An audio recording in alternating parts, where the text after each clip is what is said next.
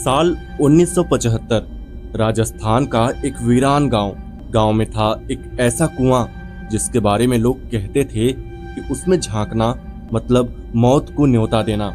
कहा जाता है कि ये कुआं आपकी हर ख्वाहिश पूरी करता है लेकिन बदले में लेता है सबसे कीमती चीज। तो क्या है उस कुएं का रहस्य और क्यों आज भी अमावस की रात उसमें से चीखें सुनाई देती है? तो हेलो दोस्तों, मेरा नाम है गौरव और स्वागत है आपका हमारे इस चैनल जीएस की कहानी 2.0 पे। तो चलिए शुरू करते हैं आज के इस हॉरर स्टोरी को। राजस्थान का एक छोटा सा वीरान गांव, नाम था बेलसर। महीनों से बारिश नहीं हुई थी, खेत बंजर पड़े थे, तालाब सूख चुके थे और प्यास से जानवर तक मरने लगे थे। लोग भूख और कर्ज से टूट चुके थे। हर चेहरे पर हताशा थी और उसी हताशा के बीच खड़ा था गांव का एक पुराना जर्जर कुआं, जिसके बारे में कोई बात भी नहीं करना चाहता था। कहते थे कि वो कुआं शापित है, दशकों से वहां कोई नहीं जाता था। गांव के बुजुर्गों का कहना था कि उस कुएं में झांकना मतलब मौत को बुलाना है। लेकिन जब इंसान के सामने भूख और बेबसी हो तो अंधविश्वास भी कमजोर पड़ जाता है। एक रात सूखे से बेहाल किसान रामलाल अकेले उसी कुएं के पास पहुंच गया। उसकी आंखों में लाचारी थी। घर में अनाज का एक भी दाना नहीं बचा था। जैसे ही उसने कुएं में झांका, उसे नीचे गहराई में कुछ चमकता दिखाई दिया और वो झुक कर देखने लगा। अचानक उसे साफ दिखा, सोने की बोरियां चमकती हुई, जैसे किसी ने खजाना वहां छुपा रखा हो। रामलाल हड़बड़ा गया। उसे लगा कि शायद ये उसकी थकी आंखों का धोखा है। वो जल्दी से भागकर घर आ गया।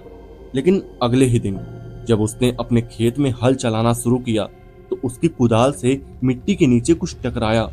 उसने खोदा तो सचमुच सोने से भरी सिक्कों की बोरियां निकल आई। गांव में हड़कंप मच गया। सबने इसे भगवान की कृपा माना।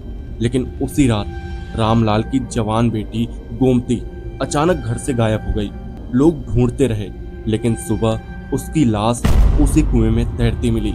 किसी ने धक्का नहीं दिया था लेकिन वो जैसे खुद खींचकर कुएं में समा गई थी।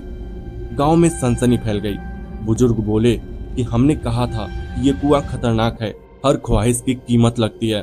कुछ ही दिनों बाद गांव के एक लोभी सेठ मुकुंद लाल ने भी उस कुएं में झांका। उसे वहां क्या दिखा किसी को नहीं पता, लेकिन अगले दिन उसके गोदाम में गेहूं और जौ से भरे कट्टे पड़े थे। गांव वाले चकित रह गए। पर उसी रात उसका छोटा बेटा अज्ञात हालत में मरा पाया गया। उसके शरीर पर पानी की बूंदें थी, जैसे वो डूब कर आया हो, जबकि घर में कहीं पानी की बूंद भी नहीं थी। धीरे धीरे सब कुछ समझ आने लगा कि ये कुआं देता तो है लेकिन छीन कर भी लेता है। हर ख्वाहिश की कीमत किसी अपने की जान है। गांव का मास्टर हरिदत्त एक पढ़ा लिखा आदमी था। वो अंधविश्वासों में नहीं मानता था। उसकी मदद को आई सुनीता, एक निडर लड़की जो शहर से पढ़ाई करके लौटी थी। दोनों ने यह तय किया कि उन्हें सच जानना होगा। उन्होंने रात भर कुएं के पास निगरानी की। अमावस की रात उन्होंने देखा कि कुएं से हल्का सा धुआं निकल रहा है और उस धुएं में मरे हुए लोगों की परछाइयां घूम रही है। उनकी आंखें खाली और चेहरे पर दर्द भरा हुआ था। सुनीता डर से कांप गई, लेकिन हरिदत्त ने साहस किया। अगले दिन उसने गांव के बुजुर्ग ठाकुर बंसीलाल से कुएं का इतिहास पूछा। ठाकुर ने कांपती आवाज में सच बताया कि ब्रिटिश राज के समय 1857 के आसपास इस इलाके के किसानों ने अंग्रेजों के खिलाफ बगावत की थी। सैकड़ों किसान पकड़े गए। उन्हें जिंदा इसी कुएं में फेंक कर मार दिया गया। कहा जाता है कि उन किसानों की आत्माएं आज भी कुएं में कैद है।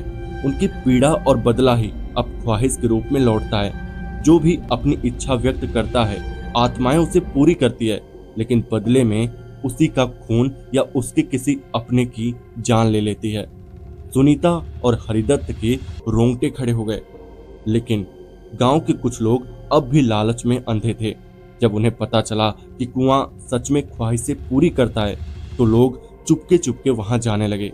किसी ने पैसे मांगे, किसी ने औलाद, किसी ने जमीन, और हर बार कुएं से किसी की लाश निकलती। पूरा गांव धीरे धीरे मौत और डर के साए में डूब गया। बच्चे रोते, औरतें घर से बाहर निकलने से डरती। हर रात कुएं से किसी की चीख सुनाई देती। हरिदत्त और सुनीता ने ठान लिया कि अब इस कुएं को हमेशा के लिए बंद करना होगा। अमावस की रात वो मसाल लेकर कुएं पर पहुंचे। जैसे ही उन्होंने कुएं में झांका, उन्हें नीचे सैकड़ों लाशें दिखी, पानी में सड़ती गलती हुई, लेकिन आंखें अभी भी चमक रही थी। उन आंखों से खून टपक रहा था। अचानक कुएं से गाढ़ा लाल खून उबलने लगा। पानी बाहर छलक कर जमीन पर फैल गया। पूरा गांव वहां इकट्ठा हो गया। खून की नदियां गलियों में बहने लगी। लोग चिल्लाने भागने लगे। खून के बीच से हाथ निकलने लगे, सड़े गले, हड्डियों वाले हाथ।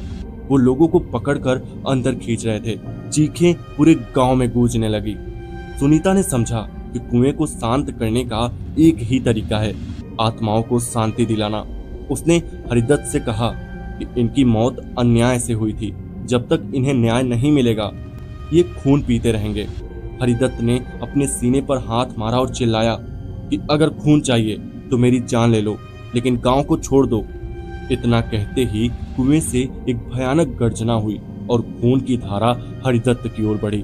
सुनीता चीखती रही, लेकिन देखते ही देखते हरिदत्त को कुएं में खींच लिया गया। कुछ ही देर बाद कुआं शांत हो गया। पानी फिर से काला और स्थिर हो गया। सुनीता और गांव वाले वहीं खड़े रह गए।